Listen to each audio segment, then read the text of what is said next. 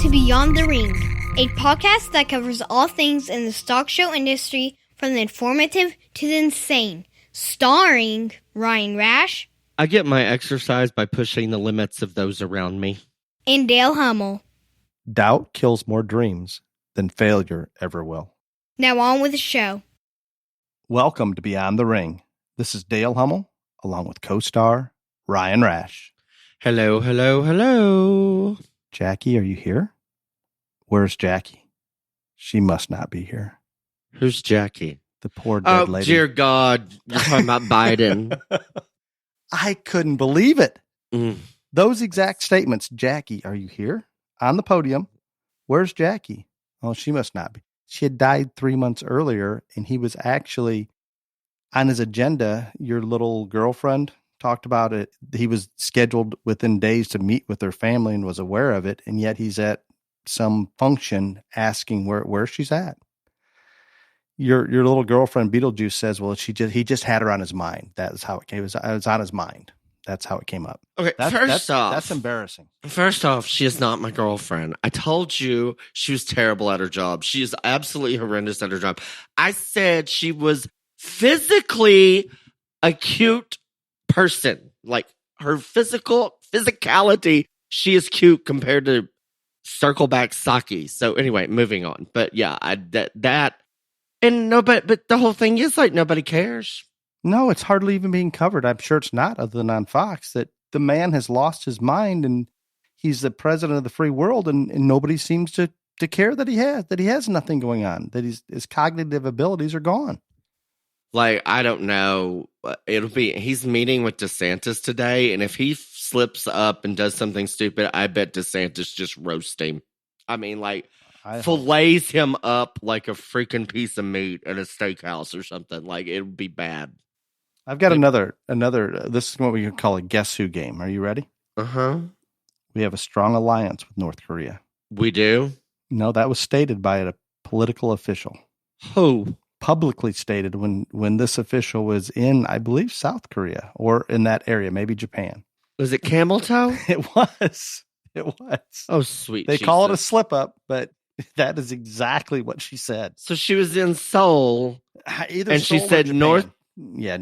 Yeah, we have a strong alliance. Just on a rant that we have. Well, that's why Little Rocket. No, she was in Seoul because that's why Little Rocket Man was firing all the missiles because he was very upset she was going down there. Do you know where he fired the missile? Mm-mm. It went directly over Japan, setting off all the sirens in Japan, the missile sirens. I mean, this is the first time that we've actually launched one over Japan, and this was capable of carrying a nuclear weapon.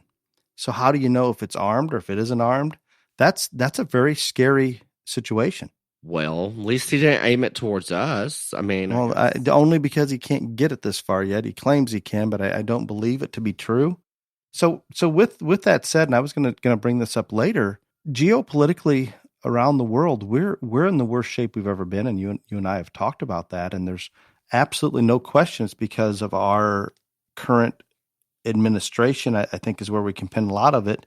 And because of the weakness and lack of just being coherent, everybody's jumping in and taking advantage of this 4 years of Biden or however many years he has. And it's a bad situation. We're in a serious issue. And I want to talk about Putin here in a little bit as well. And it's not good.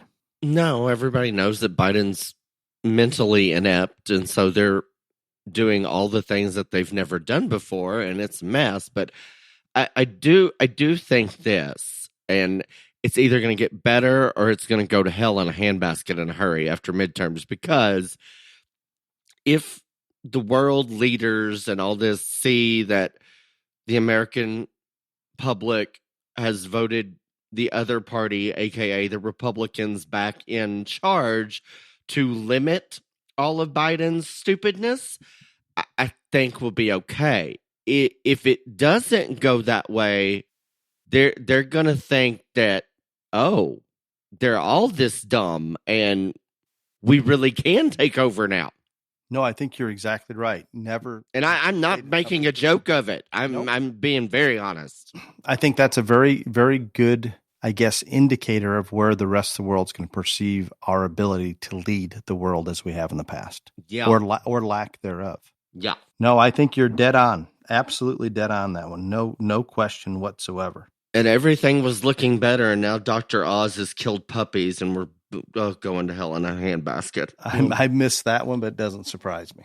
A A research project from 50 years ago, I bet. Yes, but why don't they vet these things? Like, the man know he killed 300 puppies, okay? You can't kill puppies and win an election in America, okay? It's just not going to happen.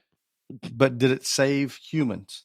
I don't know. They're not focusing on that. Matter. No, he killed puppies. Oh, well, there's something that we've got something we're missing here that we need to jump into, and then we can go back to more of the world events. This is kind of a world event. This is big. I have a big, what would Trump say? A huge announcement. Huge. Oh, God. So I would like our listeners to know that they now have the privilege of listening to advice from the GOAT each and every week.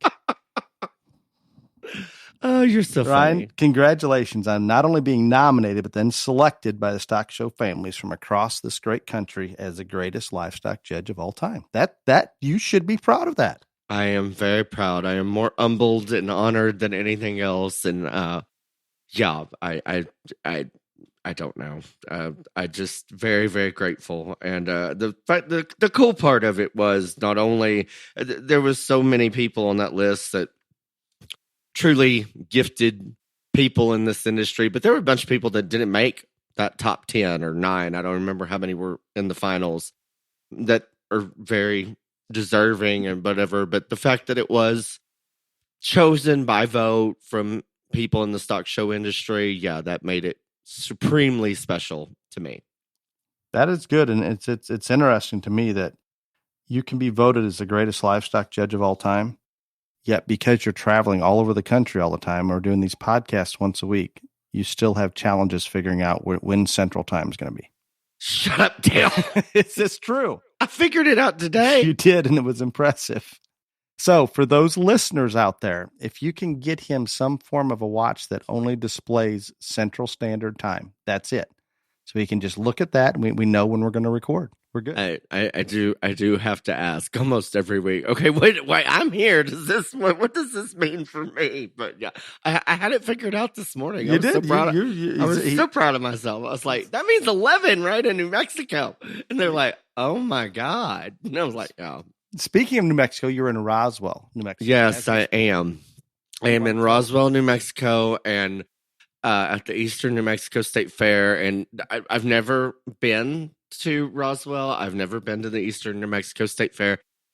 And I was thoroughly impressed with the Market Goat Show last night. They only had 5 classes, but like one class had 44, 2 classes had 31. I mean, it was a big show. They just only have it in 5 classes. But the quality was really, really good. And they had a breeding doe show for the first time in goats this year. And so it was considerably smaller, but still some very nice individuals. But very, very impressed with the Market Goat Show. And everybody here, whether they were an official, because I do cattle tomorrow, whether they were official or someone that listens to podcasts, they were giving me all the things that I needed to go see for you, Dale, as far as aliens. And I just, it's not going to happen.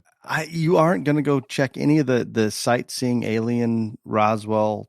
No. Place. I mean, let's be honest. If the aliens are here, they're coming for me. Okay. So like, I mean, I have never been there, but I would like to go on record right now. People in Roswell, superintendent, show manager. I don't care if you bring me in to judge the chickens, the rabbits. I don't care what it is. I mean, I will say yes. I'm in. Well, I'm telling you, they will definitely hit you up probably because they were like, Dale's going to be so upset that you didn't go. I said, yeah, I'm not. But also, Dale, your newest obsession is some Moab, Utah person. So every time I'm within like 19 hours there, you think I'm going to drive over there and race some kind of dune buggy. You are probably close to Moab within hours. Oh my God. Anyway, I really don't know where that should. I don't know where it all falls. Mm-hmm. No, agreed. Well, I have something I have to thank a listener, or I don't know, somebody. For the second time now, I have received a Joe Biden thank you support fan club packet. Isn't that funny, Ryan? I didn't mention this one to you, did I? No, you didn't mention the second one. You mentioned the first one. Same kind of thing on the outside of the package. So the mail person, everybody that goes happens to see it, sees the big picture of Joe and thank you for your support. Pictures of Sleepy Joe inside, a letter from Sleepy Joe thanking you for the contribution. My kids just think it's the best. I find minimal entertainment value in it. I find it very funny, especially that there's glitter in them. But yes, it's just quite, so I'm going to post a picture of this. If I didn't, maybe we already threw it away. I don't know. I'm going to put a picture up on Beyond the Ring just to show people what somebody out there is making a lot of money on this. I think. I'm sure. Very genius. It was a genius idea. There's really the first one I got. I'd have to say You were angry. I was before I knew exactly what was during going on. the Kentucky State Fair. I knew you were angry. Yes. Because I thought maybe somehow I got on. I didn't know what it was, but now I'm kind of wise to it. I just take it in stride. But I thank you, whoever sent that. There is no note saying who sent it. Oh, that's terrible. Well, the White House continues to lie about everything they're releasing. Nothing new, Ryan, but Joe's bringing down, your little girlfriend tells us Joe's brought down gas prices, yet he's not responsible for the gas prices going up. Yeah, now they're going up. I did love that, the White House reporter for Fox, he never lets up, and his dad's on the morning show. But anyway, Peter Ducey. Yes, he's the best. Is that the boy's name or is that the dad's name? I don't remember. But anyway, Peter's the Ducey boy. Okay. The Ducey boy. So he's like talking to Jean-Pierre or whatever her damn name is. And he's like, so y'all took all the credit for when the gas prices go down. Now they're going up. Isn't that Biden's fault? And she did not have it. No, not their fault. No. And it's bad. They continue to say the border's secure and everybody's calling bullshit on it. That working America needs to pay for the loans or the student loans of others that they took out by their own choice. They weren't forced to take those. They chose to do it. Yeah, but that's already been like that will never stand. That will go to the Supreme Court and that won't stand because they've already done this. I bet you were talking about gas prices. And so I got a snap today, and this was in downtown LA. Regular $8.35 plus $8.37, Supreme $8.39, diesel $8.55. Cool. And diesel, I promise you, I've been driving around the country a lot lately with diesel, and it has not come down. I mean, always over $5, $5.50 ish. It's not good at all. And now that OPEC is cutting production, that's why it's gonna get bad. Which it couldn't. I mean, I'm not trying to be a bitch, and I don't wish high gas prices on anybody because it's terrible for the stock show industry in particular. But like, it could not happen at a better time for midterms. Like, you just assume they crept up all the way through midterms. You would absorb the pain for that. I would. I think short-term we pain need it for long-term gain. Yeah, I think we need it. Like, I'm not gonna lie, and I don't know because it doesn't make any sense to me, but I find it very strange that OPEC decided to do this right now because when this goes into effect, it's going to immediately affect things, and they know when the election is. So I think you're looking the wrong direction on this one. I agree with those statements, but I think Putin somehow had influence on him because if oil prices don't stay as high as they have been, he can't continue to fund the war. He goes bankrupt quickly because of all the restrictions that we've placed on him, and he's basically Putin won the war. He just annexed like half of Ukraine. Yes, he did. He did. Signed it into law. So you have Zelensky, the president of Ukraine. Did you hear? He came out, and I appreciate his courage. I think he's an interesting, good personality. I can like the guy. I think he's just as crooked as the rest of them. That's what I'm getting and at. I've been saying this from the beginning. But he is likely just like this. Because before this war, what did we think of Ukraine? I don't. Right. We thought it's just a corrupt ass. It is literally just as corrupt as freaking Russia, just on a smaller scale. Yeah, I think I don't have personal experience, but it appears to be true. So he calls out, Zelensky calls out that the only way that this war is going to end, and I don't know if Putin's throwing out there some type of negotiations and we continue to say no, which is crazy.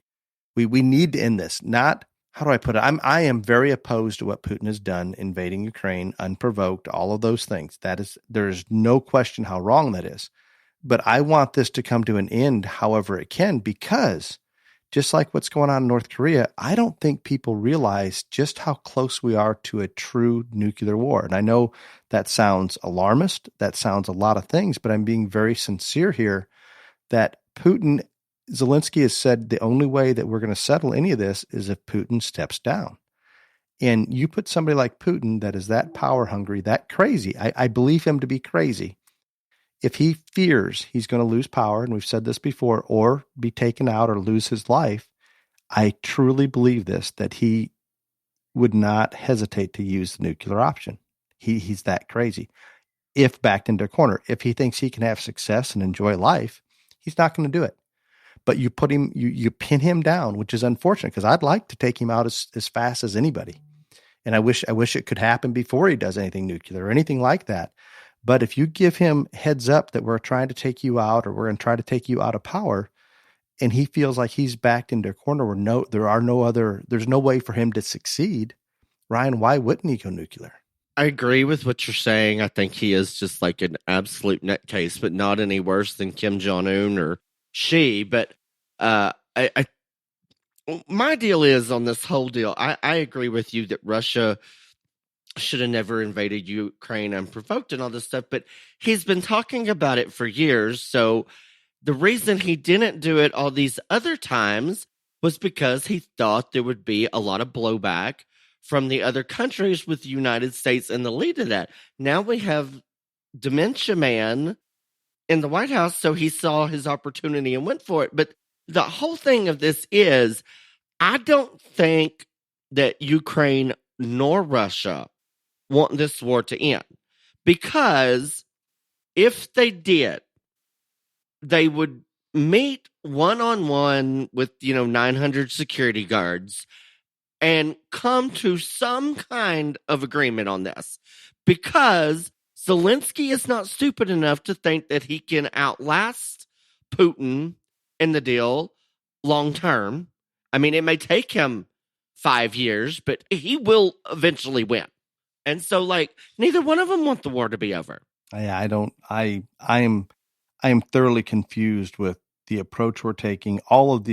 Everything involved with that puzzles me, because there's no, I don't see an end to it. Well, because the whole thing is and this is not just being critical of the United States. I'm being critical of all the world countries, whatever. They've all sent Ukraine all this stuff, but no one has sent them what the man needs to win the war, or to at least put a big dent in Putin. Well, you know how there is one thing we could have done, and maybe still is on the table. It just wouldn't be as effective or as quickly. We can approach this and I think starve Putin, and he will have to end the war without pushing him over the edge on the crazy part where he goes nuclear. If we would have early on just opened up our energy production and fuel prices came down, I mean, that is his lifeline, is oil prices, period. Those oil prices come down, he can't do anything. So we could still open up our energy production here in the U.S. and start exporting oil to the countries in Europe and drive that price down where Putin would starve. It'd be a matter of months if we cut oil prices. I don't know if we could cut them in half, but if you could do that, he would not be able to continue doing anything. And to me, that's an unprovoked, in his face way of ending this. But it doesn't even seem to be on the radar, because Joe would rather purchase oil from other countries that do not take it out of the ground as environmentally friendly as we do here. There's no logic in it. Just craziness is the best way for me to put it. So I don't know. We're going long, and there's something we have to address yet. What? It was Miss USA a couple days ago. Yes, it was. Yes. So you shared a picture on Snapchat. No, on Facebook, probably. On Facebook, somewhere. You shared a picture of this, incredibly hot babe that you took a picture with, a selfie with. I was convinced by the next morning she would have talked you into going straight.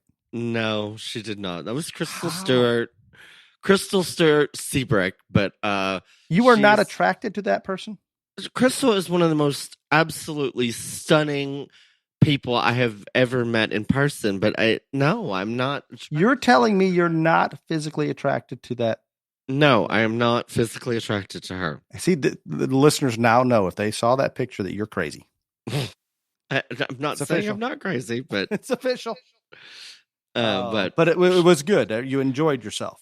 I had a good time, and Texas won, and everybody's in uproar because Texas won. But like I told everybody from the moment she was crowned Texas USA, I thought she was going to win. So don't know why this was a big deal, but some people, and this is in all things in life, not just pageants or life. I mean, like there are people, and I was one of these people, and so I can identify with this. Like when I went to a show, I went to win. I didn't go to make friends or any of these other things. I went. Well, our Bonnie, who is the girl that was Texas USA and now the Miss USA, she went to that pageant to win. She wasn't rude. She wasn't cutthroat. She didn't stab people, but she was not there to be Miss Congeniality. And there's nothing wrong with that. Like, I really don't believe there's anything wrong with that, but that's just me. Because she was competitive. Yes. It doesn't not only seem like there's anything wrong with it. That is life. Yeah. Amazing. But amazing. Do you have any other current events that we need to? I have more, but we're going long. So we are going long. I don't have any other current events. We've talked about the Eastern New Mexico State Fair and the GOAT of it all and aliens. I don't know. We've discussed a lot, but I do have a top 10 list since we were in when we recorded last week.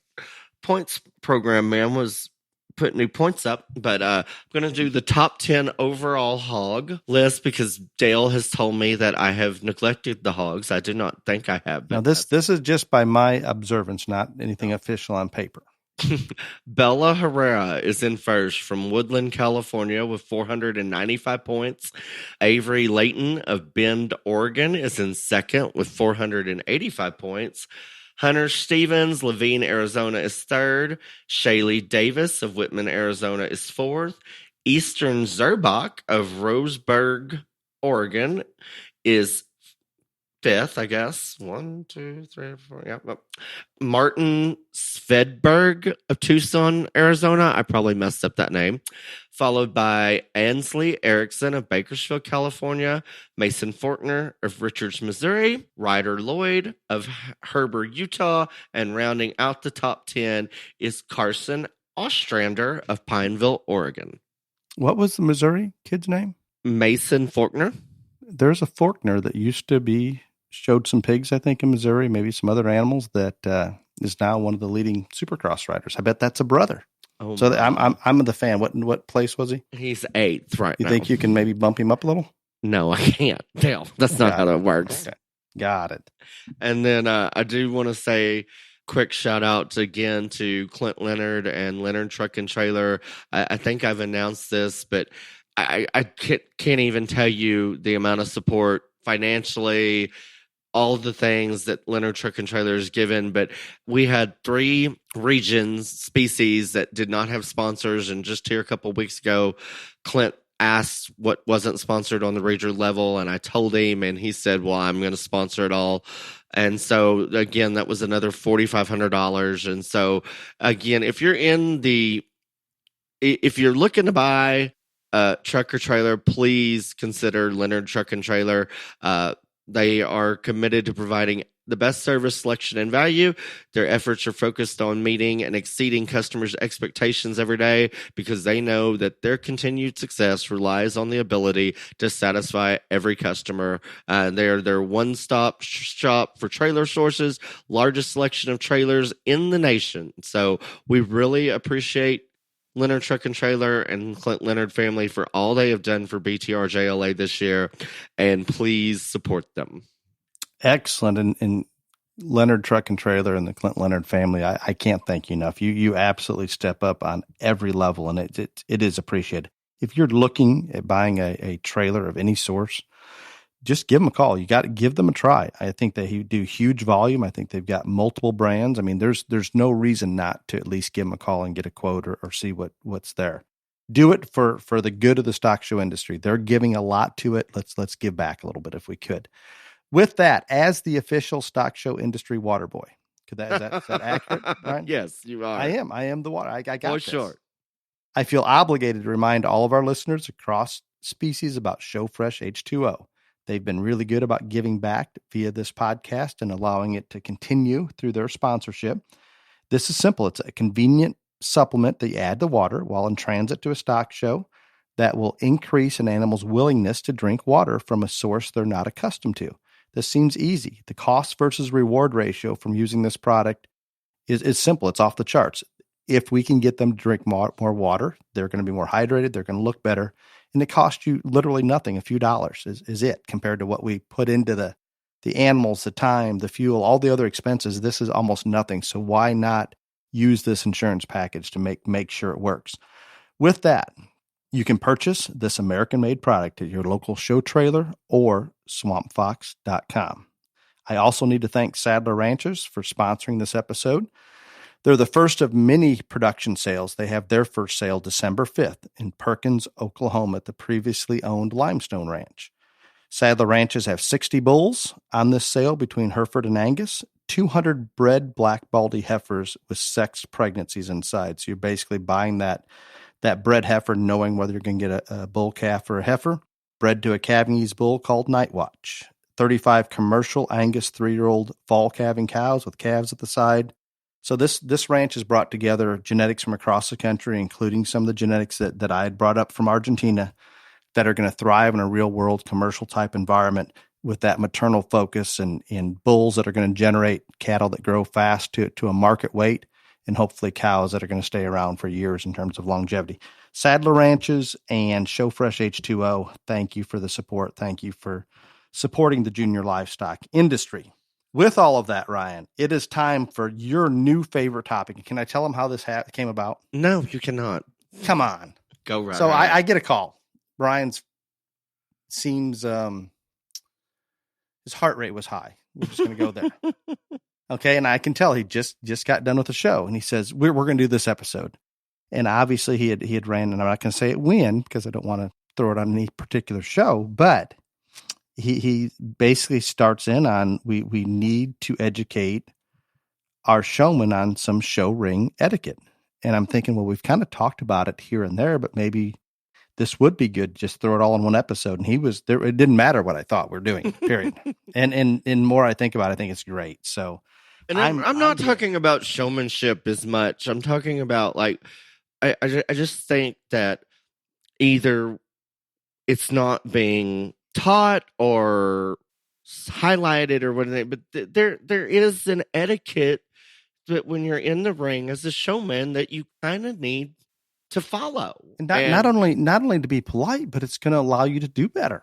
Right. I mean, it just needs to happen. And I did call Dale after one show, but I think this has been building for a while. And that one deal, I was like, yeah, I need to call Dale while this is on my mind and whatever. But there's just a way or an etiquette that the kids need to act in the ring that not only is it what you need to do, it will make you seem more professional and it will give a better impression on that judge of you. And again, as we have stated several thousand times on this podcast, while most times, other than showmanship, it is that we are supposed to be out there as sorters, whether it's me or any man, woman, etc., judging the animals. All of this is about putting a positive impression on whoever is out there in the middle of the ring. And so you are part of that package as the showman. And again, some people won't like to hear that, but that's just the truth. And it's part of the bigger picture when we talk about in our Grand Drive speeches and how the youth livestock industry benefits you going into adulthood. These are some of the things we're talking about. Be aware and understand what you need to do and do what it takes to get to that point where you come in professional. All the things that we're going to talk about here, this is the big picture. And Ryan's going down a path that I think a lot of you out there listening maybe aren't going to realize as strongly as what Ryan does or myself or maybe some other people that are judging shows out there. But that total package, and again, we're judging the livestock, but I promise you that total package subconsciously, if not just flat out contributes, it makes a difference. I think it definitely does. And starting at the thing, and like this is a little deal, but again, we're talking about things. When you get to the ring, I don't care what we're judging, whether it is cattle or calico kitty cats. Whoever is judging that show is going to look, after they get done placing and talking that class, they're going to look over in the holding ring because everybody wants to know what's coming next. And I'm not telling you that you have to be animal just nailed down in the ground 100% on, etc. I mean, that's what I tell my children when they show for me they have to do, but like, you don't need to be jackassing around in the holding area. And we don't need that animal with its head at the ground. Right. And again, it's just about first impression. And I mean, I think everybody should go and have a good time. Don't get me wrong. But like, when you're the next class walking in, your mind needs to be on your business. And the business at hand is you're fixing in the next minute to walk into that ring and try to do the very best you can at that show. So the time for stick wars and all this other stuff, for looking at your phone and all that, and don't let me forget about the phone later. But it's not then. And so just be mindful of how your animal looks and that you have your mind on your business before you go in the ring. Very well put. And this one's gonna sound harsh or whatever, but like I get very frustrated because anybody that knows me, knows my reputation or anything like that, knows that I am physically going to speak to every single kid that comes in that ring. And if it's nothing more than a, how are you doing? Or I like your shirt, or, something like that, I'm going to speak to every single kid. So if you're showing to me or any other judge and they speak to you, you need to speak back. I don't know how hard that is. I'll be going through handling goats or sheep, and I will usually take that opportunity to speak to them. You're right there, one-on-one. And I mean, you're right there within feet of them. And I'll get that confused stare with, how's your day or something like you said. And they're speechless, nothing. I don't understand, because like, I don't care. I mean, especially, like, I'm going to talk to you, but there are other judges like that. But any judge, you should at least, if they say, how are you doing? I'm good, sir. How are you? Make a positive impression. Be personable. I mean, I'm not going to say, like, I've had kids, say I'm finer than Frog's hair, and immediately you like that kid or whatever because they're funny. And I'm not saying, but you need to come up with something. I mean, you got to get some words out. And I am absolutely there. And I guess it just shocks me that I would think that every kid could be like, fine, thank you, or whatever. And I would say that it's closer to half that can't muster up something.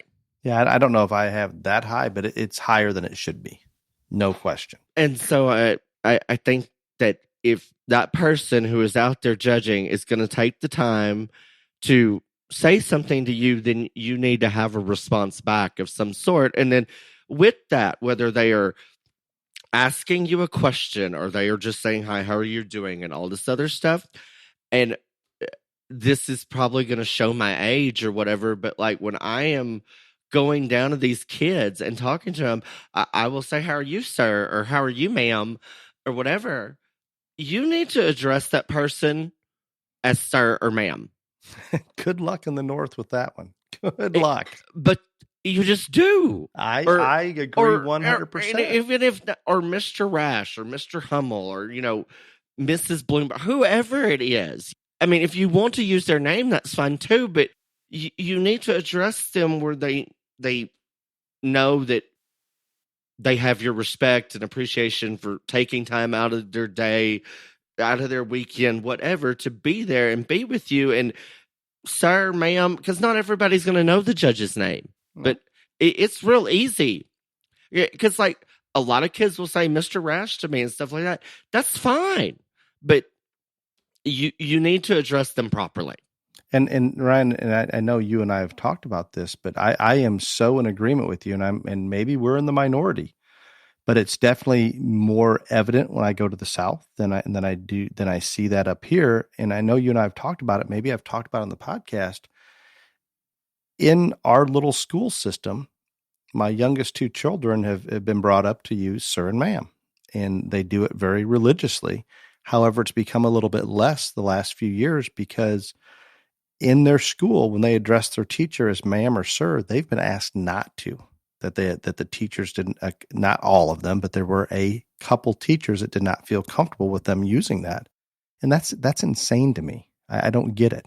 And I don't know if you've talked about that on the podcast, but we have talked about it together, and I agree that it is completely insane. And I understand that the world is changing and people are identifying as puppies instead of humans and whatever, all this other stuff. But I'm just going to go out on a ledge and say that if you're in a livestock show in a livestock ring, I think sir or ma'am will be fine. No one's going to get offended as a judge if you're referred to as sir or ma'am. So you are covered, kind of like somebody listening to this podcast. Right. They're probably going to be pretty good with it. And guess. So these are things that I just pick up on because, I mean, like literally when I get done Saturday, I will have been on the road 33 days. And so nobody judges as many shows as I do right now for multiple reasons. But like these are things that I pick up on that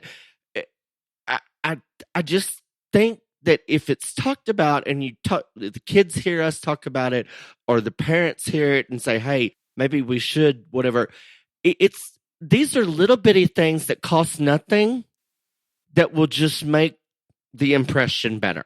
Very, very small change for a huge outcome. Yeah. And I'm going to take it a step further. Don't just do it in the ring. I'm going to step out of bounds and say just especially with another adult as a child addressing them, do it in everyday life and make it habit is maybe the best way. And that's up to the parents to decide whether they want to do that. But I promise you, there's still enough like-minded people out there that are going to appreciate that.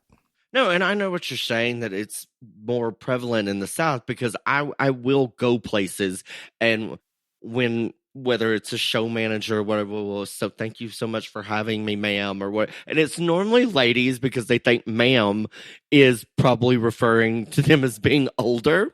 But like I said, I will ask a junior exhibitor, how are you today, ma'am? I mean, that's just like I would have been slapped if I was addressed anyone any other way as a child. Like, this just how it was. And so I just think those are things that can help. And then, very, very simple. Yeah, simple. But I agree with you. Like, you can.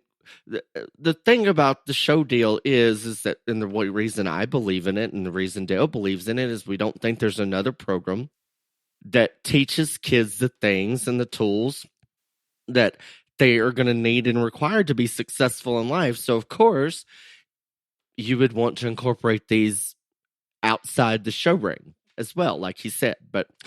And this is something that, like, I know we've discussed it on here, but like, I really do think it is not only showmanship, but it is etiquette.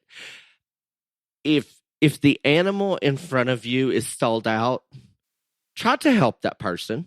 Very simple. You may not be able to help that person, but here's the thing, kids and parents. If the animal is stalled out, the judge is probably going to be paying attention to the animal that is stalled out, because the flow is going to stop and they're going to turn around and see that one is stalled out. Now, if you are the kid behind there and you're just standing there not trying to help, that's not a good impression on you. No, and should there be a ring person right there to help? There should be, but guess what? And I'm going to talk about ring help too, not just showman etiquette, right? Go right ahead. We'll go into that, and while we're on it, I'm going to throw it out there that occasionally you'll have one person working the ring, and they believe their sole job is to record the placings, which needs to be done. I'm good with that, or make sure they're all coming in the gate. But we need more than one person, or one very capable person that can do a little bit of everything as a judge, and to not even as a judge, just to make the show go more smoothly and professionally. You need at least one person in that ring dedicated to keeping these animals that are being led moving around the ring. Because if that person isn't there, who's doing it, Ryan? No one. Yeah, the judge has to basically go do it. Oh, yeah. 'Cause No, I mean, and you're going, if they're stalled out, the person behind them can't get them to go. There's no ring help. We don't have a whole lot of choice. Yeah. And I promise you, as a judge, when you're going out and doing all those things, it is disruptive, and it's going to take. And it's taking your attention away from what you're supposed to be studying when on their move and all that other stuff. But I just, and again, I'm not saying that you're going to get that animal to move, but if you're making the effort to, then that is going to be a much more positive impression on you, because of all the things that I do see a lot. This is really gone by the wayside. They literally just stand there and nothing. And we've heard that some county fairs have been upset when somebody tries to help the one in. I mean, there's different things. I'm just going to make it very clear. I'm going to reset all of that. I don't really care what your superintendent at some county fair said. You need to do this. And again, let's rephrase it. You need to make the effort. Right. And not in a mean way, not slapping them or hitting them hard or doing something. Just try to encourage that animal. I mean, when I was a kid showing, when I'm in open show still showing, if the one in front of me is stalled out, like, first off, I want it to move because I need mine to move, because normally ours are real sound, and so that's showing off the best asset. And so I'll say, hey, do you want me to twist its tail, or do you want me to tap it? I'll ask them, and because some animals respond differently. And so I'll just ask them and say, hey, you want me to twist tail, or you want me to slap them? And that's all you got to do. But I think you do need to make the effort. I do think it may not help. It may not get the end result, but at least you were in the moment, you were trying. And I promise you, that will be seen far better than just standing there like a bump on the log waiting for, a miracle to happen. Yes, agreed. Completely. And I've got one I want to throw in there that you and I have talked about a little bit, but we need to maybe make it a little more clear. But at every show, and it's different from one part of the country to the next, and you're going to be able to address it as well as anybody, Ryan, but shaking the judge's hand after you get placed, and as usually when you're getting released from the arena, I will make a comment to the ring help if you have ring help, and it's sometimes not normal for the people, and this would normally be a sheep, a goat, maybe even a cattle show. If I'm pulling the top 5 out to talk, I request that those 5 stay in line until I'm finished talking those top 5, and then I can come out to them or meet them on the way out the ring to shake their hand. Opposed to, you're talking the first one, you're done, they come up to try to talk to you and they're pulling on the animal because the animal doesn't want to maybe go that direction or whatever it is, and the judge gets a little bit off in terms of their focus trying to talk the animals and still give eye contact and attention to that showman that's coming up to shake your hand. I just think it works better. And again, this is going to be, every judge is going to have their own preference. So maybe we need to adjust to what the judge wants. Right. But if showing to me, it's easy. Let's leave those 5 out there. And I think it's easier for the crowd when all 5 are there, especially if you're going to refer back ever rather than just talking each individual. But either way, I think it's easier for the crowd to follow where you're at when you have all 5 of them standing there. And I think it's more, more personal when the judge can give that exhibitor their full attention rather than while they're talking another animal and shake their hand, because there's almost nothing personal about that. And it's just a formality that we're going through. But if it's a true thank you, look you in the eye, there's personal contact there that actually means something, I think it can be done much better after we're done talking those 5, and either the judge goes out there or they meet him on the way out the ring, whatever it may be. But I know some judges are uncomfortable when they come up after you talk the first place and you're talking number 2, they come up and shake their hand. Others are perfectly fine with it. So there's a lot of different ways, but I at least want to throw out there my philosophy and my thoughts on it to make it more personable, I guess. No, very well said. And then this is a little bit showmanship, but it's also etiquette. And this goes back to what I should have said from the very beginning, that Dale will not like that I'm saying this. But if you don't go up there and watch a class to know what's going on, then you're completely and totally missing out on so much. Because if you know what's going, I'm going to give an example. I don't remember where it was. Oh yeah, it was at a county fair. But anyway, we were in showmanship, and showmanship was first, but this was the second division of showmanship. And they come in, and the leader and about half the class after just followed the leader, and that one didn't know where it was going. The one girl that evidently watched and knew where she was going, she's about halfway through, she goes and sets up where she's supposed to. Guess who won showmanship? I have this happen all the time, and no, And I said it on the mic because there was another girl that was in that, actually the leader. She was a great showman too, but she just didn't know where she was supposed to set up the first time. And I said, here's the difference right here. This one knew where she was supposed to come in and park and set up her sheep on the very first deal. And so you need to go up there so you know what you're doing. So again, you know where you're supposed to be positioned, how it's going to work, all that other stuff. But the other thing that what brought me to this in terms of etiquette is do not crowd the animal in front of you or beside you or whatever. You need space for you and your animal, and so do they. And so you got to be conscious and conscientious of that spacing, because again, I very rarely have to go and weave around and get up and in between them, whether they're on a side profile, whatever. But there are a lot of judges that do, and some animals are fidgety and all this other stuff. You've got to give enough space to the people in front of you, and you can only control those two beside you or the one in front of you, but you can definitely make sure that you try your best to give them adequate space. Absolutely. I wanted Jen Psaki circle back, and I was going to save it for the end, Ryan, about coming up to watch. There are so many things, and you said not just for showmanship, but that was an excellent example that you put out there. But every judge is going to be a little bit different. There may be the judge from last year and this year's judge that do things exactly the same, and if you didn't watch, you're probably okay. But sometimes that's not the case. But not only come up and watch the order the judge wants to go through, look at the ring, look for low spots, look for high spots. Think about physically going through that ring and what's going to work best for that animal and where you're setting up, all of those things. And Ryan talked about leaving space. Ryan doesn't typically walk around the front of the animals. I will normally, more maybe out of habit and just to reconfirm maybe what I saw when they're coming in.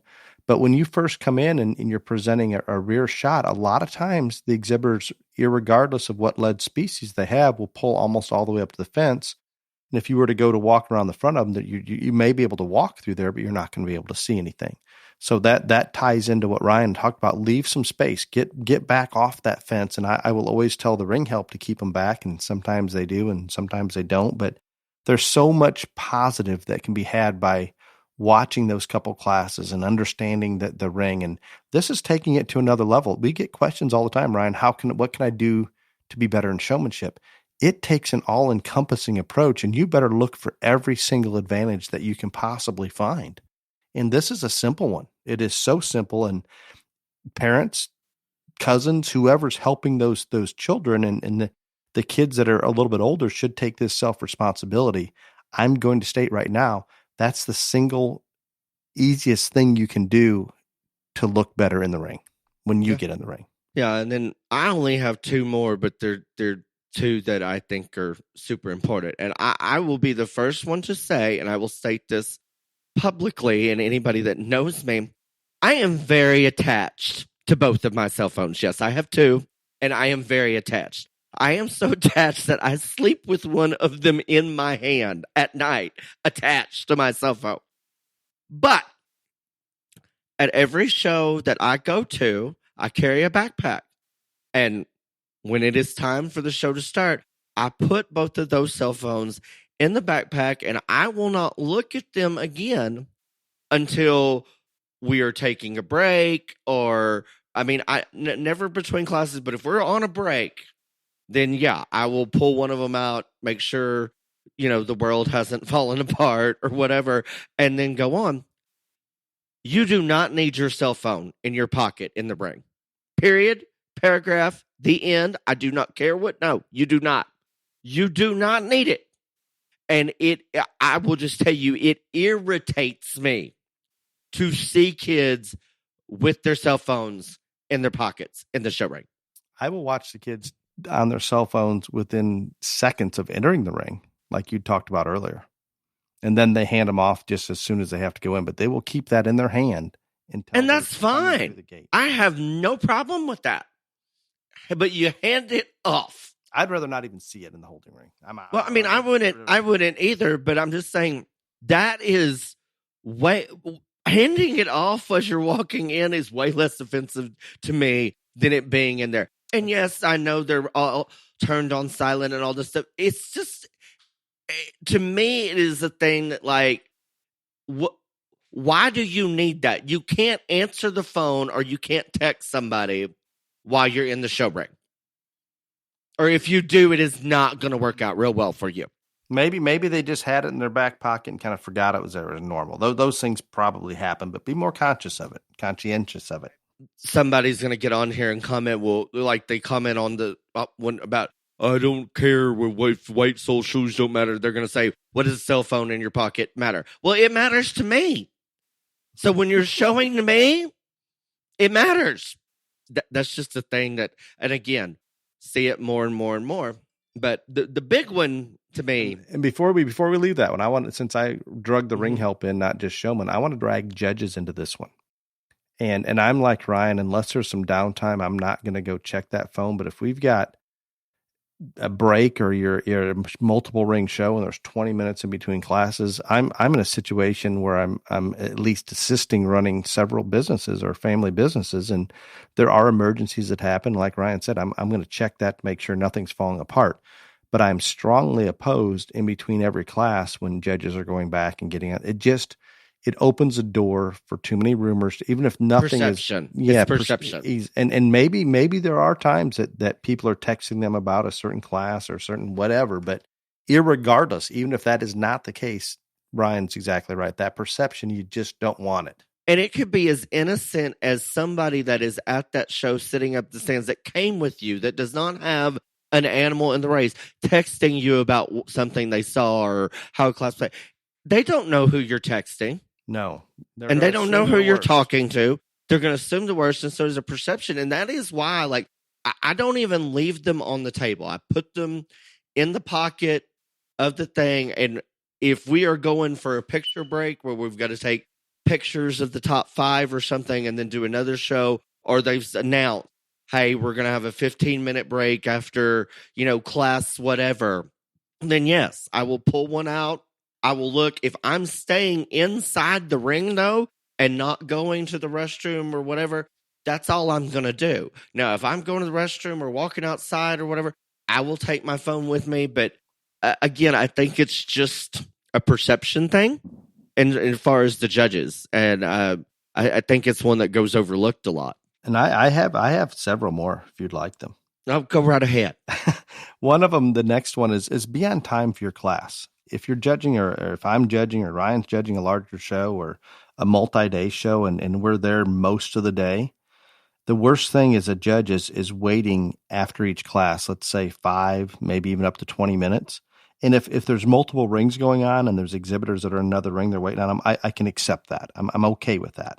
It doesn't help the flow of the judge or anything, but I get it, and we can get multiple rings in one weekend, so that's good. But if that exhibitor's not in another ring, they're just late, slow, and not worried about coming up there, I'm probably the worst there is about this, Ryan. And I can think of a couple shows and some that we've done together on occasion that it was just habitual that we were constantly waiting. And I'll even get to the point where I would tell that ring person at the gate, said, this is up to you. But after we wait about 5 minutes and have been calling them before their class came, all of those things, I just let the others in, shut the gate, and we go on. And that would probably teach them to get there on time. And again, I understand people are busy trying to fit multiple animals, whatever it is. But the only real good excuse that I'm okay with is if they're in another ring showing. Otherwise, they need to be there and ready to come in that ring before they're asked to do so. Yeah, and again, this goes back to watching classes, whether you're, especially the kid that's going to be showing, or a family member, or a fitter, or whatever. If you just time that judge, like, okay, there was 6 headed in this class and he took this long, or there was so many in this breed and this lady took this long, you can do the math and figure out when you need to be ready and have your animal up there by, because a lot of things, the rate of speed at which a person sorts, whether it is someone like me that everybody says I gets mad because they think I'm too fast, or someone that is the other end and too slow, that's not going to change much throughout the day, unless it is something where somebody couldn't get there, all this other stuff. But all you can do is worry about you and your animal and your kid being up there on time. And like Dale's saying, when you're sitting there waiting, if they say, you know what, they're over here in the other ring showing or whatever, I don't think any judge should ever have a problem with that. That is a person that is trying to get as much bang for their buck as they can at that specific show. I get that. But if it is just somebody that just wasn't there, and again, you're sitting there and you're waiting and you're watching for this person to come, you're going to take notice of who the person that was late was. That's just that's just the truth. Yep, it's that subconscious coming into play, whether you want it to or not. And sometimes I don't even allow it to be subconscious. I take it personal on occasion. Just is what it is. So I'm going to venture back into the ring help a little bit, because I've seen this more this year than ever, Ryan. I'm curious if you've had the same situation. So I'm at these shows, and even sometimes anywhere from the county fair up to the state fair level, and in bigger shows. But as ring help, line the stock up correctly so the judge is not looking at the offside, or we sometimes will have our 2 lines out there, and the show side is the second place and the back row is basically the first place. And I've talked to some about it, and they said, well, we've got a webcam over here that we have to present the show side to them. I'm not sure we have to present the show side to the webcam if it takes away from the entire audience and the judge doing things correctly, but just turn those animals around, face them the other direction. There's an easy solution to this, but I've had this happen multiple times, and I don't get it, where we're just bringing the animals out, and I don't know if we don't understand how they're supposed to be. The exhibitors will usually get it right if you just leave them to it. But too many times we're coming in on the offside, or you have the division champions buried in the back row and the reserve divisions right in front of you. It just doesn't make sense to me at all. I don't understand what we're kind of accomplishing. I can't imagine that we have people working the ring that don't understand how they need lined up. And maybe I'm just too bullheaded that it has to be a certain way, but it seems very simple to me. I see this happen at shows that I go to, but the ones that I'm sorting, then like if they want to, like, again, there are lots of shows that have a webcam and they say, well, we need to make sure whatever. Well, there's a way to make it all work and flow, Yes, where the people can still see. You just have to figure it out. That's why I always try to get there 30 minutes early so we can figure those things out before the show starts, if that is the situation. But so when I'm judging them, I try to like tell the ring help, this is what I want to do, if this works for y'all. Sometimes there are situations where nope, we've done it this way and this is how we're going to do it in 1,000 years and it's not going to change. And I will try to explain why I want it the other way. And if they're still not going to do it, then I will go through and let them do it the way they want. When that happens, and it's not often, by the way, it is most definitely at a county fair, by the way. But I think at the shows that I see, like I have seen shows, whether they be online or I'm in person, where, like you said, we're completely on the wrong side. Like the judge, it's completely flopped, or the second place animals are in the front line and the first place animals are in the back. Like, and I'm like, why? I think it confuses the audience. Even they don't even know what's going on. I'm like, and like I am that person, and this just mortifies Callie at times when this happens. I will like, well, I'm like, okay, is that first or is this second? Like, what's going? Because I want to know. And then when they're like, no, I'm like, you do know that's back asswards. Don't hold back, okay? And then Kelly's wanting to like crawl up in a ball in a corner, and I'm like, okay, whatever, bye. But yeah, and most shows are good. They'll ask you how do you want them. I'd right. say the majority of the shows, but occasionally they just won't. And I find it more when I'm spectating or participating than when I'm in the ring, because I will get pretty stubborn that this is how it needs to be, kind of like what you're talking about. Yeah. But it really confused me. I've even approached the superintendents when I'm not even the judge when this happened, saying, what are you doing? Why are you doing it this way? Well, that was like me. I woke up like, what the hell's going on here? Yeah, there's no good to come of that. It just shows that we're a little confused. We don't need any more confusion in the show ring. Nope, not needed. No. That is all that I have for that topic. Well, I have one, and again, this is probably going to get me some hate mail, but and I found one more. Okay, well, I really do understand what it takes to do this. And on any level, much less to do it at an extremely competitive level, the time, the effort, the energy, the money, all of those things. And I am as a competitive person as anyone is. And if I have the best 5 there, I want to be 1st through 5th overall. I just don't want to win. I'm that greedy person that, by God, I want it all coming to me. I get that there are going to be moments, and these are young kids, where you're going to be disappointed. And I am never going to hold anything against the kid that if I pull one 1st or 2nd and there is that, or somebody gets breed champion and the other kid gets reserve, there's that moment of where you can see disappointment on that child's face. I actually appreciate that because you know it meant something. Not only going to hold it, not hold it. I am with you. I appreciate it. We're just talking that few moments that you can just see. Oh, just there's disappointment there, but not pull it back together. Yes, absolutely. And if it's 5 seconds, whatever, I appreciate. I was like, God, that meant something to that kid to win that deal, and he didn't get it done. But then you've got to pull it back together. So Ryan, what about that showman that goes way beyond that and is angry and giving you either that look, the one that I went up to shake their hand when they were reserve and they said I'm good? Yeah, no. Oh, you just hope they're coming back in for something. And but I mean, again, I appreciate seeing that moment of disappointment, but when you come back in, you got to have game face on, whatever, all this other stuff, the eye rolls and the attitude and all that other stuff. It is not going to help your cause. No, and I am a very forgetful person, but I remember those kids. And maybe I shouldn't, but I do. It's worse for me as a judge because I talk to the audience, and so I see that happen in the audience a lot.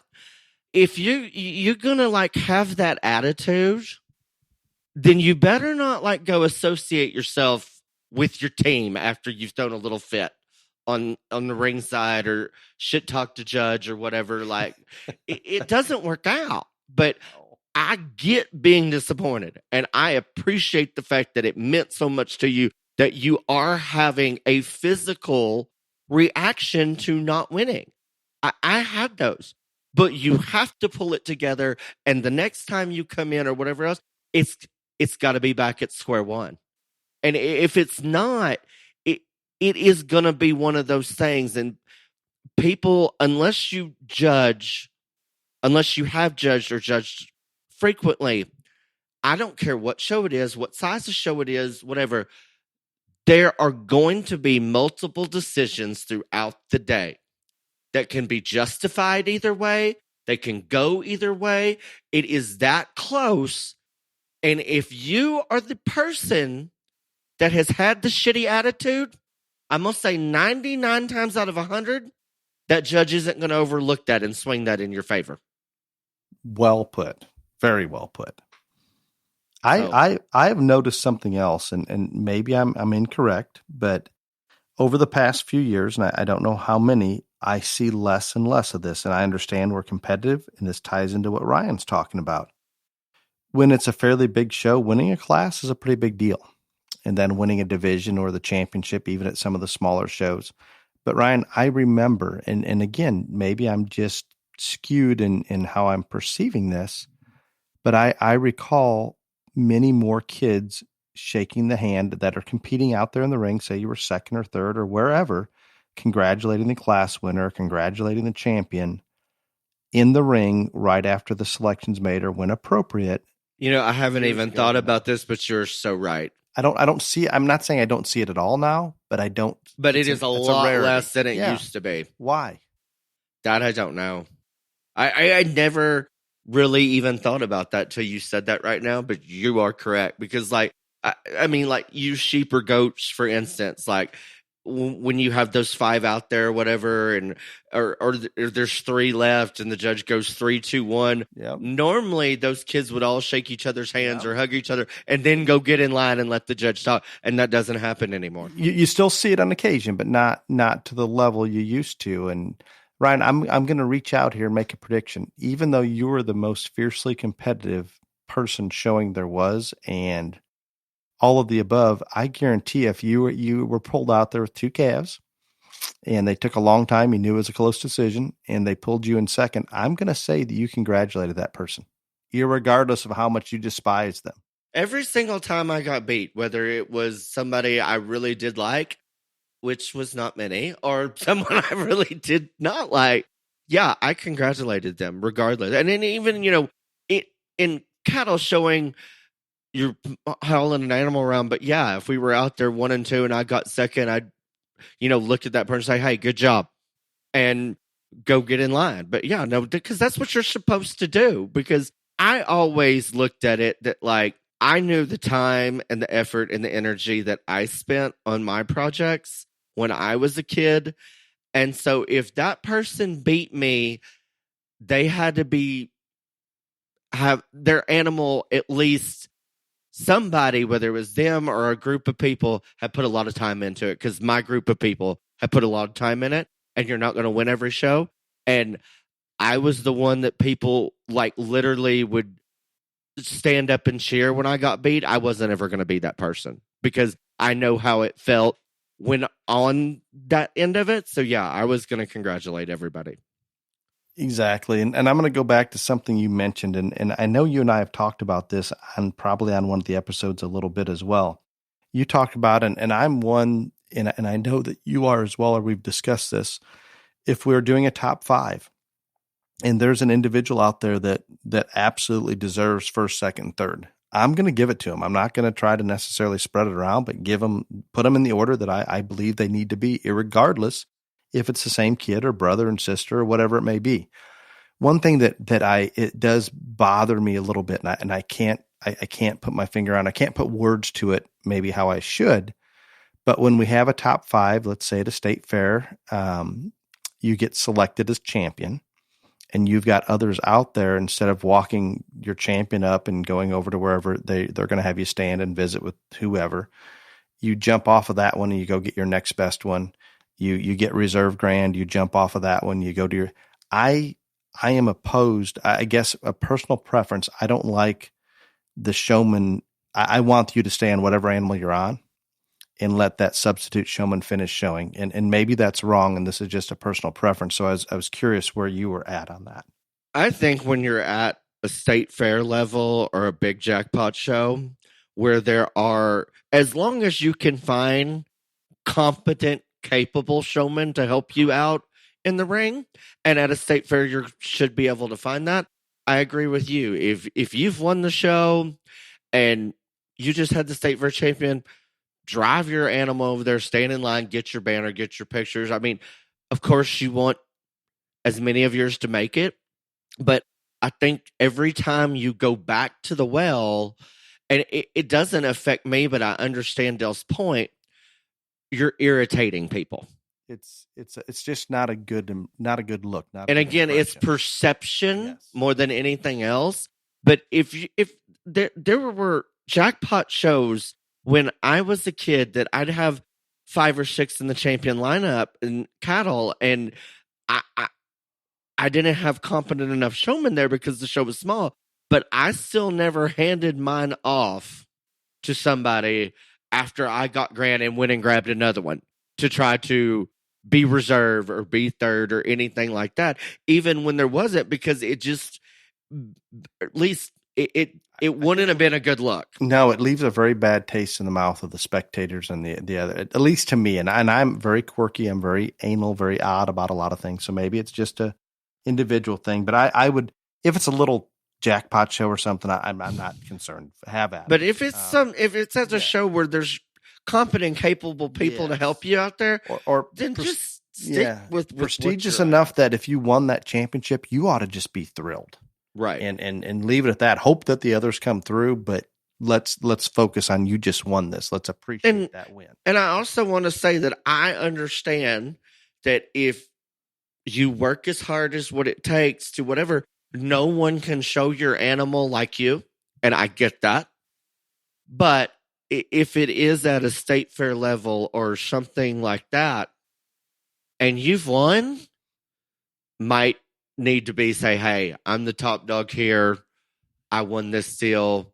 And just be gracious with it and not try to just continue to do that, because I did several state fairs this year, and a lot of them had grand drives where everybody watched, and you're standing there and you can hear the people. Oh my God, they're going back for fourth overall now.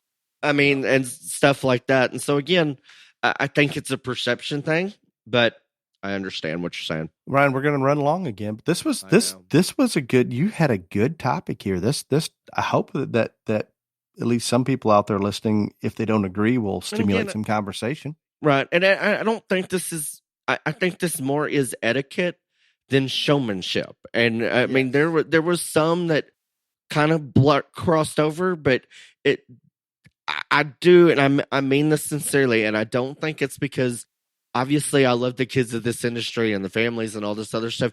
I just think that we're not talking about it, or we don't know, or we've become too lax. But we need to try to reinstate these things as much as humanly possible for a multitude of reasons, but for nothing else. If you need a selfish reason, the selfish reason is that if you do these things, that's going to make the best impression on that judge or sorter of you. And again, it is a pair out there, animal and exhibitor. But bigger picture, do it because we want to be the best human being we can be. Excellent, excellent, excellent. Are you ready? Oh, yay. You about forgot about question. You about forgot about them, didn't you? I did. You thought maybe we were running long. We just skip it. I'm not that lucky. The first one is my favorite one.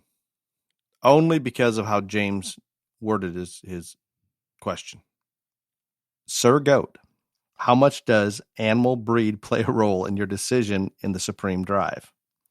For example, say you have an Angus heifer and a Key heifer in your top two. Let's say the Key heifer is only slightly better quality. Do you go with the Angus heifer because she is purebred over the slightly better Key heifer who may only have a very low percentage? And how and where do you draw the line in your head? Thanks.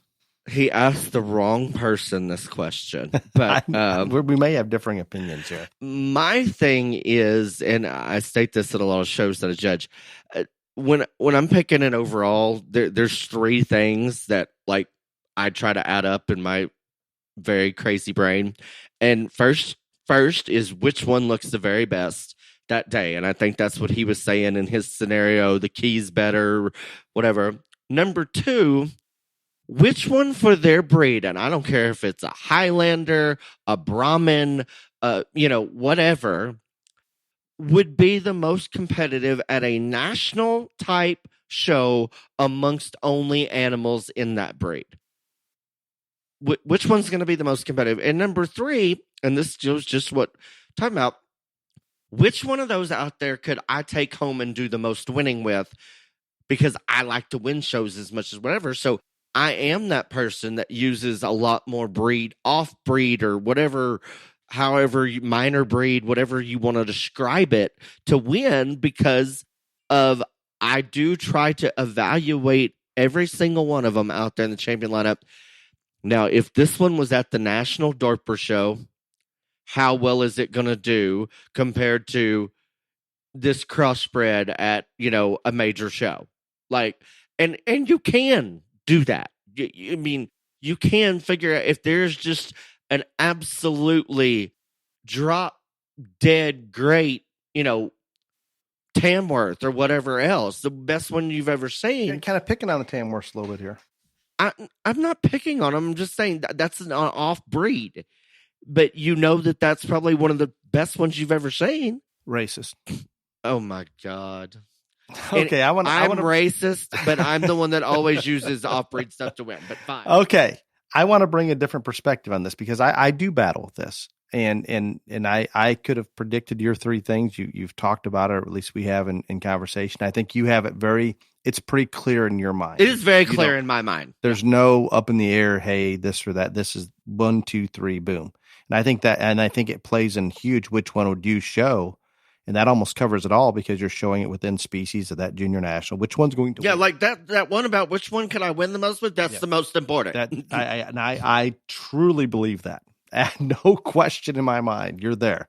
So when we have the different breeds out there, my only battle that I have with what you're doing and how well they're going to do, how well that Tamworth's going to do at the Tamworth Junior National or whatever it may be, that some breeds within species are just more competitive.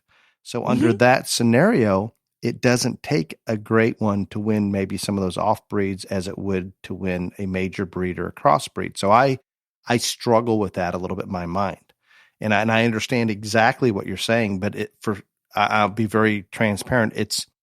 It's more of a puzzle to me because I have more going through my mind looking for that, what I consider that ideal animal. And if you do that, you're usually going to migrate to the crossbred or the more competitive breeds that people would traditionally think. Yep. And I'm not saying that's right at all. I'm not saying one. No, but that's your opinion. Yes. And that's the whole thing. And then this is getting off topic, but this is a really good question. What Dale's saying on how he sees it, if you're going for the ideal animal, yeah, you're going to go to those more popular breeds, crossbred stuff like that, because they are more ideal. And there is not anything wrong with that line of thinking, sorting, or justification. Just like there's not anything wrong with mine either. Yeah, there is no right. It's that individual's preference. It is that individual, and that is something that, again, we preach this so much, but it gets lost so many times. But there's nothing irrational about what Dale's saying using the ideal animal. There's nothing wrong with me and my three criteria and which one could I win the most stuff with, because that's my opinion, that's his opinion, or 900 other million judges out there. Everybody's going to be different, and we're all going to be different because we had different environments, different things affect us. Our genetics are different, how we make money, what we do for a living. All of that plays into sorting. People do not understand this. They do not look at it. They think that everybody's just supposed to go out there and it's all supposed to be the same thing. It is an opinion on that given day. It doesn't make that judge's opinion right or wrong, but it makes it official. And I think we're opening our eyes to it as exhibitors in show families when we have multiple ring shows. I think they're all of a sudden realizing, holy shit, it's just that one just doesn't win, isn't going to win every ring. There are differing opinions. Yeah. And it all ties in. There is no right or wrong in that. That is it's not right, it's not wrong, it's official. And as long as whoever that person is out there and is giving an accurate set of reasons on why they are lined up the way they are, then you should respect that opinion. I'm not saying they have to be the most eloquent, but they're accurate and consistent. You have to respect that opinion because you have no idea on why that person prefers this over that or all that other stuff. But I promise you, there is a reason, and it is that person's background, how they, all these things that none of y'all, the majority, don't think about when they're watching that person judge. Very well put. Question number 2 comes from Ned. Are you both planning on attending the majors this year. Well, which one majors are we talking about? I But yeah, assume- I'm I planning assume- on I'm planning on attending most of them. Yes. Yeah, I assume all the Texas majors, the 5 is what we're referring to. I don't know if I'll make it to Angelo, but I plan on attending most of them. I'll be in Louisville. I'll be at Cattlemen's Congress the whole entire time. So that will probably take Denver out of the loop because I'm judging 4 breeds at Congress, and I don't think I'm going to make it to KC. Several people have asked, but yeah, the rest of them, yeah, I plan on. I don't know about Arizona National. That's up in the air because Arizona National is always New Year's Eve, and it's a long way. And I judge on the first. I'm like the very first breed at Congress, so I don't know if I'll make it that one. But I'm going to more of them than most people. I'll put it that way. I will be at Kansas City, Louisville, which, Ryan, you're obviously going to be at Louisville, Arizona National, Denver, and to my knowledge, I'll be at all 5 of the Texas majors as well. And so I'm rude going that Dale's not going to Congress. Tacky. No, I Just will tacky. I will be at Congress as well. I apologize. That was kind of a given. But no, I plan on attending them all. Now there may be something come up that I don't, and our manager Craig and my daughter Tara have been taking some of the Texas majors, so I'm not at all of them. And quite frankly, they're of more value in terms of preparing a goat to get into the ring maybe than I am. So we try to get all those at least. And the reason I'm going to the shows as much as anything is for that client support. We'll be showing, my daughter will be showing at some of them, but some she will not, and we are still going to be there. So Ned, I don't know which ones you're going to be at, but please introduce yourself. Happy to visit with you. Next question is Cody. In market animals, how do you view abnormalities such as an extra dew claw on pigs? This is, I don't know. If it doesn't like affect the structure or whatever, or it doesn't affect like the overall look or aesthetic, then it's not a big deal to me. I think there are like, I guess it would depend on the abnormality. Like 5 teats on a heifer's udder, if the 4 function work, the extra one's probably not going to bother me. Dew claw deal, it's other than it looks weird. I don't know, but like there are abnormalities that affect how the animal looks. Like a goat not holding its tail up. I don't know if you call that an abnormality. We should, but that definitely affects how that animal looks. And I mean, I could list a whole bunch of them. So I think it just depends on what the abnormality is and how pronounced it is. I think that's a good answer. I think if it's an abnormality that in any manner affects the performance or function of that animal in terms of that's going to be production, bad. Yes, that doesn't work.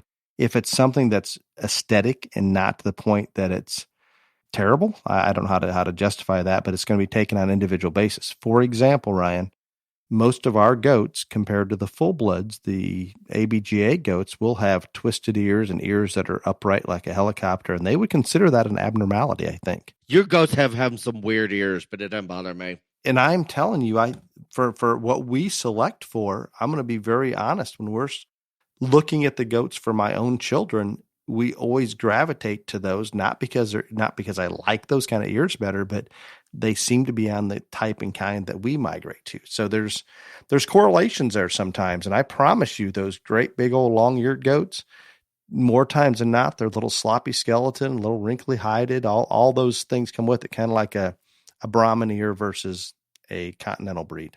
Those kind of differences a little bit. So, yeah, Cody, I wish we had a more defined, an extra dew claw. I guess if there's 2 animals that are exactly alike, which never happens, I probably take the one that doesn't have the extra dew claw. But within reason, some of those things are not going to have a huge impact. And I think it also depends. If we're at a county fair, we're probably more accepting because we have less to choose from than maybe we do at a more competitive show where we have others that are comparable or equally as good, that maybe you avoid that abnormality. But anything that affects functionality in any manner, I think is obviously going to be discounted just like we would anything else. Correct. Ryan, I hate to end this episode. Oh, wow. It was so good. By the time this drops, 30 days from election. Oh, yeah. What do you think about it Beyond the Circus? Maybe? Yeah, I'm all for it. After I get home. Ryan, time out. You have no home. No, I don't have a home, but so I'll be this back in 31-day Texas. tour doesn't really count. 33-day tour. You have no home. You have to be on a permanent tour now. Yeah, I guess I am. But so when you say you're going home, tell the listeners you're actually going to a hotel in Texas. Yeah, I'm going to a hotel in Texas, but and the first week really doesn't count because I got to judge a county fair 2 hours from my house, and we got the Open Beefmaster show at State Fair. Whatever. I'm not going to be home, but I will not be on a plane traveling from show to show to show to show for 33 days. But you will be in a hotel. Yep. You don't mind that hotel life doesn't bother you, does it? No, I'm used to it. I am out. Give me 3 or 4 days in a hotel. I'm done. I can't. I'm done. Out. So I appreciate that. Do we know when the house will be done? We're not talking about it. Well into 2023. I hope that it will get done in 2023 at this point. But every time my mother calls, she's decided to take down another wall or do something else. So, yeah, it's not lovely. No, I think you have to rent something, an apartment or something. I don't know. It's bad. Yeah, you need a home. I'm a little worried that Biden's going to start sending you subsidy dollars, and I'm going to be paying your way. I'm concerned about that. Okay, until next week, be safe. Y'all come back now, you hear?